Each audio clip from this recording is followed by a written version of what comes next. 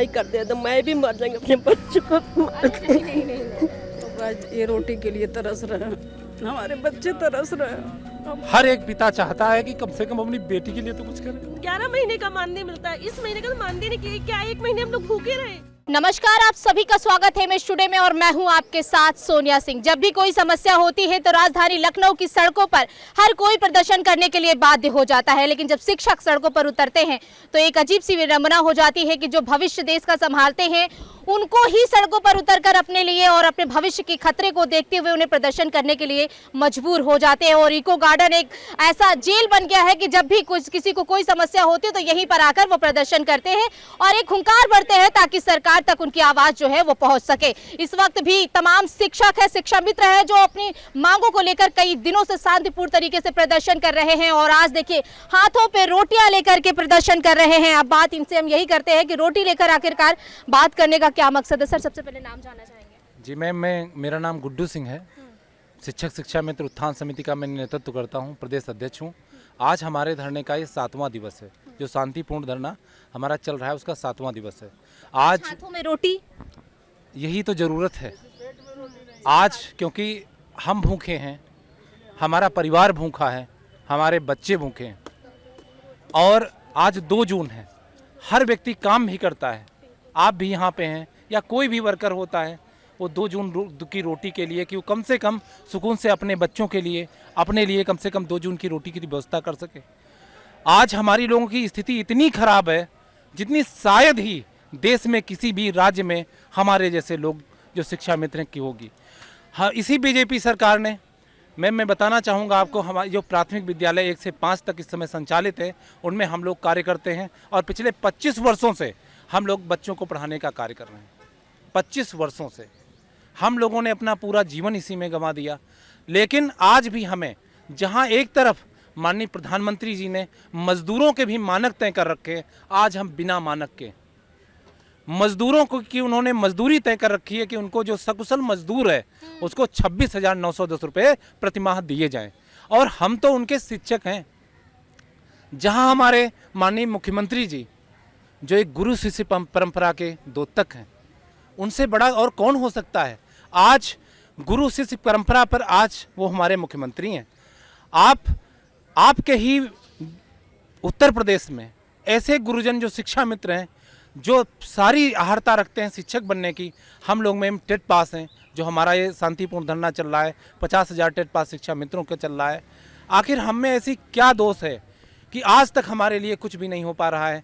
पिछले 8 साल हो गए, हमारे मानदेय में भी 1 रुपये की वृद्धि नहीं हुई है, जबकि हर विभाग का कोई ऐसा कर्मचारी नहीं होगा, चाहिए उसको महंगाई भत्ता है, ये लो वो लो, पता नहीं जितनी भी सारी ज़रूरतें होती हैं सारी चीज़ें उनकी पूरी की जाती हैं, लेकिन पिछले 8 वर्षों से हमारे लिए कोई भी 1 रुपया मानदेय न बढ़ना बहुत ही चिंता का विषय है। और इन्हीं चीज़ों को लेकर के ऐसा नहीं है, हम लोग मिलते भी हैं, शिक्षा मंत्री जी से भी मिलते हैं, अपने अधिकारियों से मिलते हैं, वो भी लोग कहीं न कहीं ऐसे मजबूर हैं और मजबूर होकर यही कहते हैं कि आप लोगों की समस्या को मुख्यमंत्री जी दूर करेंगे। जब हम लोगों ने महाकुंभ में, मैडम मैं बताना चाहूँगा, 45 दिन तक महाकुंभ चला, हमारे मुख्यमंत्री जी ने सफाई कर्मियों के साथ भी बैठकर भोजन किया, लेकिन हमने 45 दिन तक हमारे जितने भी हमारा संगठन है शिक्षक शिक्षा मित्र उत्थान समिति, जो टेट पास हमारे जितने भी प्रदेश के शिक्षा मित्र साथी थी, 45 दिनों तक उन्होंने निःशुल्क भाव से वहाँ सेवा किया। हमने कूड़ा उठाया, आप देख सकते हैं ये पूरा बैनर लगा है, उसमें सारी हमारी लोगों की फ़ोटो हैं, सारे जनपदों की फ़ोटो हैं, और हम लोगों ने कूड़ा उठाने का काम करा, पानी पिलाने का काम करा, जितना भी जो था मुख्यमंत्री जी के कंधे से कंधा मिलाकर काम करने का प्रयत्न किया। कई बार हम लोगों ने इसी बात को लेकर के मुख्यमंत्री जी को उनके ऑफिस में प्रत्यक्ष माध्यमों से मिलने की कोशिश की, लेकिन मुख्यमंत्री जी के द्वारा हमें समय नहीं दिया गया, वहाँ उनके कार्यालय से हमको समय नहीं दिया गया। अब हम समस्या कहें तो किससे? हमारे मुख्यमंत्री जी भी यही कहते हैं कि आप हमसे बात करिए, कोई भी बात हो। अरे मैं तो आपका सेवक हूँ, आपके मन में अगर कुछ भी हो, मैं आपके चैनल के माध्यम से कहना चाहता हूँ, अगर जिन्होंने कुछ भी गलत करा हो, किसी ने राजनीति करी हो, तो आप उनको चिन्हित करिए, उनको सजा दीजिए। लेकिन जितना असहाय हम लोग गरीब परिवारों से आते हैं, हम किसान के बेटे हैं, आखिर हमारा क्या दोष है? हम सुबह बच्चों को जब स्कूल खोलते हैं, फिर गांव में बच्चों को बुलाने के लिए जाते हैं। आज जहां समर कैंप में शिक्षकों ने ड्यूटी करने से मना कर दिया, वह हम लोग आज भी आपका समर कैंप, जबकि जून में हमें कुछ नहीं मिलता है, हम लोग समर कैंप भी कर रहे हैं। तो महाराज जी से यही कहना चाहता हूँ, मैंने इतनी बार आपसे कहा लेकिन किसी ने मिलने का उन्हें, हालांकि जनता दर्शन में हम कई बार मिले। अब मैं यही कहना चाहता हूँ महाराज जी, हम लोग 7 दिन से इसी तपस्या में बैठे हैं। हम ये भी जानते हैं कि तपस्या से तो भगवान खुश हो जाते हैं, शायद आप भी प्रसन्न होंगे। और मैं माननीय मुख्यमंत्री जी आपसे बता देना चाहता हूं, मुझे आप पर पूर्ण विश्वास है। आपको भले ही ना अपने सेवक पर हो, लेकिन मुझे आप पर पूर्ण विश्वास है कि आप दयालु हृदय हैं, संत हैं। एक दिन आप अपने इस गुड्डू सिंह अपने सेवक की बात जरूर सुनेंगे। और आज जो हमारे शिक्षा मित्र परिवार असमय मौत को गले लगा रहे हैं, कोई इस रोटी के कारण असमय कोई कुछ कर रहा है, कोई आत्महत्या कर रहा है। योगी जी कुछ तो अब तो कुछ होना चाहिए, आखिर अब तो जवाब चाहिए।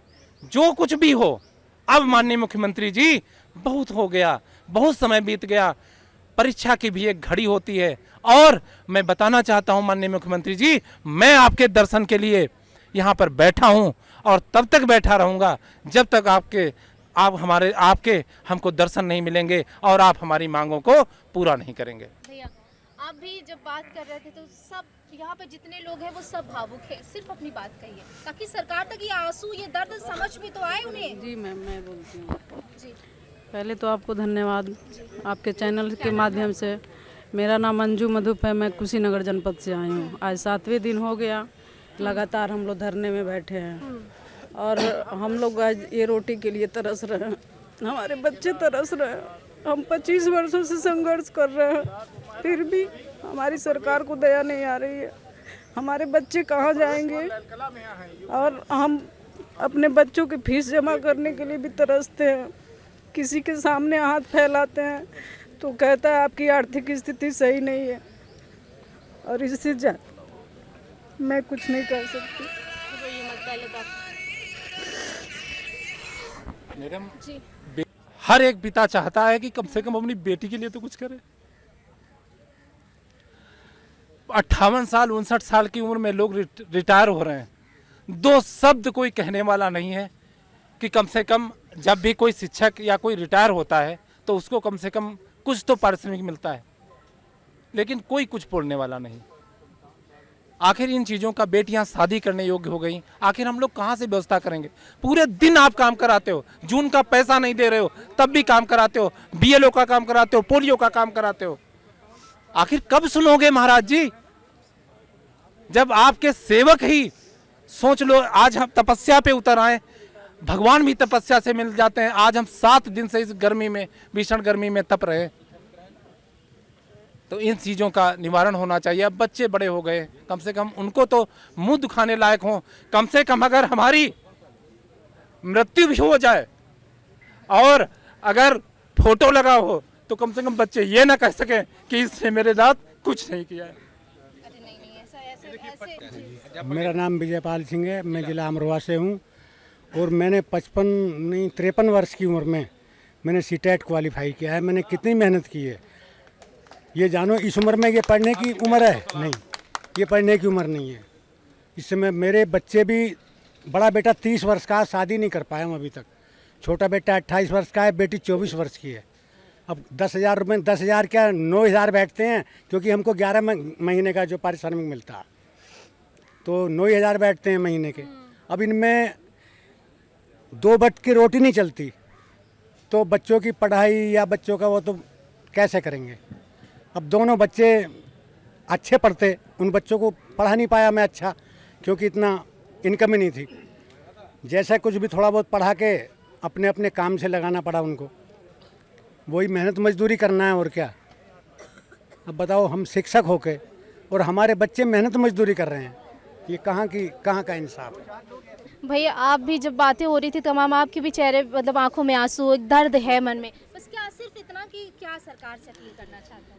बात तो भैया, एक भ्रम फैलाया गया था कि शिक्षा मित्र अयोग्य हैं, उन्हें शिक्षक नहीं बनाया जा सकता है। मैं बताना चाहता हूं कि शिक्षा मित्र अयोग्य नहीं है, वो BA BTC plus CTET TET qualify है। आज मेरी उम्र 50 से ऊपर हो गई है। नहीं, हिम्मत से काम काम लेना, तभी तो आगे लड़ाई लड़नी है, अभी तो बहुत लड़ाई लड़नी है। बच्चे बड़े हो गए हैं, बिटिया की शादी कर रही है। जिस 10,000 में घर का नमक तेल मिर्चा मसाला नहीं चलता हो, अगर एक बाप अपनी बेटी की शादी कर रहा है तो बिना खेत बेचे उसका शादी नहीं हो पाएगा। जो भी ज़मीन है उसको बेचा जाएगा तब बेटी की शादी आदमी करेगा। मैं ही एक पीड़ित नहीं हूँ, यहाँ सभी पीड़ित हैं। भाई साहब हमारे 55 साल की उम्र में टेट क्वालिफाई किए हैं, यहाँ सभी लोग टेट क्वालिफाई हैं, टेट पास हैं। मैं योगी जी से निवेदन करता हूँ बस हाथ जोड़ के कि जो शिक्षक पात्रता है शिक्षक बनने के लिए, वो सारे शिक्षा मित्र उस योग्य हैं, उन्हें शिक्षक बना दीजिए और समान कार्य समान वेतन दीजिए। ठीक है, क्या नाम है आपका? मेरा नाम भावना दीक्षित है। मैं शाहबाद हरदोई से आई हूँ। मेरे बेटा और बेटी दोनों इंटर कर चुके हैं। अब उनके फॉर्म भरने हैं। हमें 10,000 रुपये मिलते हैं। एक फॉर्म की फ़ीस 3,000 रुपये है। मुझे दोनों के फॉर्म भरवाने हैं। मैं बताइए कहाँ से खर्चा चलाऊँ और कहाँ से अपने बच्चों को पढ़ाऊँ। मैं उतना अच्छा पढ़ चुकी हूँ, लेकिन मैं अपने जो मेरे माँ बाप ने मुझे पढ़ाया है, मैं अपने बच्चों को नहीं पढ़ा पा रही हूँ। योगी जी कहते हैं बेटी बचाओ बेटी पढ़ाओ। आप बताइए मैं अपनी बेटी को कैसे पढ़ाऊँ? मेरे पास पैसा घर का खर्चा चलाने के लिए नहीं है। मैं अपनी बेटी को कैसे पढ़ाऊँगी? कल उसकी शादी भी करनी है। हम शादी कैसे करेंगे उसकी? हम तो घर का खर्चा ही नहीं उठा पा रहे। उसके बाद हमें जो है 11 महीने का मानदेय मिलता है। इस महीने का तो मानदेय नहीं, क्या 1 महीने हम लोग भूखे रहे? किसके घर? मेरे बहुत से भाई ऐसे हैं जो स्कूल करने के बाद ऑटो रिक्शा चलाते हैं। एक गुरु हमारे कबीरदास जी ने कहावत कही है, गुरु गोविंद दो खड़े काके लागू पाए। बलिहारी गुरु आपने गोविंद ये बताया। गुरु वो होता है जो आपको ऊपर का रास्ता दिखाता है।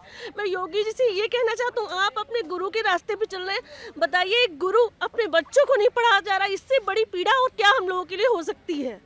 मुझे ये बताइए मैं अपने बच्चों कैसे पढ़ाऊँ? मेरे माँ बाप ने तो मुझे बहुत पढ़ा दिया और मैं उस फैमिली से आती हूँ जो आरएसएस से जुड़े रहे, जो बीजेपी के लिए लड़ जाते थे। आज मेरे घर वालों को लोग कहते हैं तुम्हारी बेटी की नौकरी छीन ली, तो तुम कहाँ? अब तुम की उस बीजेपी का आज भी ना मेरे मुंह पे ही मुझको कह के आते हैं कि तुम अब बीजेपी के कहाँ से क्या कहती हो तुम? हैं, तुम्हारी ही नौकरी उन्होंने ले ली है। तो मैं योगी जी से हाथ जोड़ के विनम्र निवेदन करना चाहती हूँ कि कृपया करके मुझे इतना तो दे दें कि मैं अपने बच्चे पढ़ा पाऊँ, उनको आगे बढ़ा पाऊँ। क्या नाम है आपका? कहाँ से? किस्मती कुशवाहा कुशीनगर से। क्या चाहती सिर्फ सरकार से क्या चाहती है? हम सरकार से चाहते हैं कि जो भी टेट पास हैं लोगों को परमानेंट करें। अगर परमानेंट नहीं करते हैं तो मैं तो अब यहाँ संघर्ष करते करते हम लोग हार गए। अब तो यहाँ से जाने के बाद अगर परमानेंट योगी जी नहीं करते हैं तो मैं भी मर जाएंगे अपने बच्चों को। नहीं, ऐसे रोते नहीं है। पूरा परिवार बच्चे सब संभालने, अभी तो बहुत कुछ करना है, ऐसे थोड़ी रोते हैं। अब हिम्मत नहीं हो रही है मैडम जी।